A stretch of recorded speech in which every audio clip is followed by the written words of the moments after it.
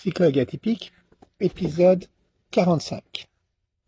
Le problème de la double empathie.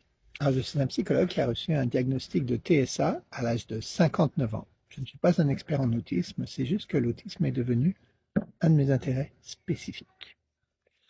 Alors, ce concept de double empathie est absolument central parce que très souvent, quand on décrit dans les livres écrits très souvent par des neurotypiques, les caractéristiques de l'autisme, on va parler de l'absence d'empathie, de la difficulté à prendre la perspective des autres, de la déficit en théorie de l'esprit. Et ce à quoi on fait référence, eh bien, c'est la difficulté que les personnes sur le spectre ont de penser comme des personnes neurotypiques, d'imaginer ce que les personnes neurotypiques peuvent penser ou ressentir. Alors, on arrive très souvent d'ailleurs à ressentir qu'il ou elle ressentent quelque chose, mais c'est beaucoup plus difficile d'imaginer comment ils voient les choses, qu'est-ce qu'ils le pensent. Mais ce problème-là, vous savez quoi? Il n'y a pas que les autistes qui l'ont.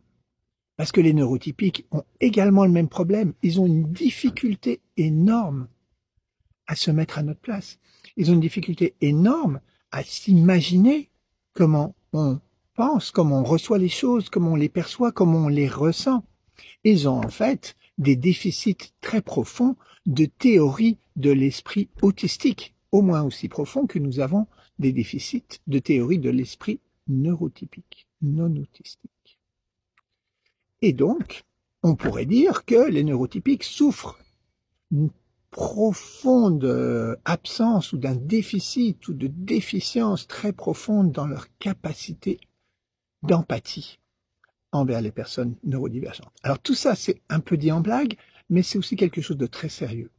Pour bien fonctionner entre neurotypiques et neurodivergents, eh bien nous avons besoin des deux côtés d'apprendre avec ouverture, sans a priori, en écoutant avec curiosité comment l'autre personne fonctionne. Un peu comme si on venait d'une culture ou d'une planète différente. Si tu imagines comment ça fonctionne dans l'autre culture en te basant sur ta culture à toi, tu vas rien comprendre et tu vas passer ta vie à projeter des choses qui ne sont pas dans l'expérience, dans les pensées ou dans les ressentis de l'autre personne.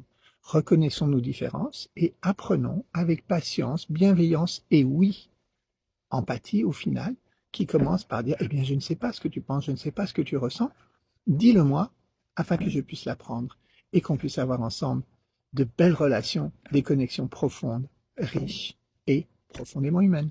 À plus.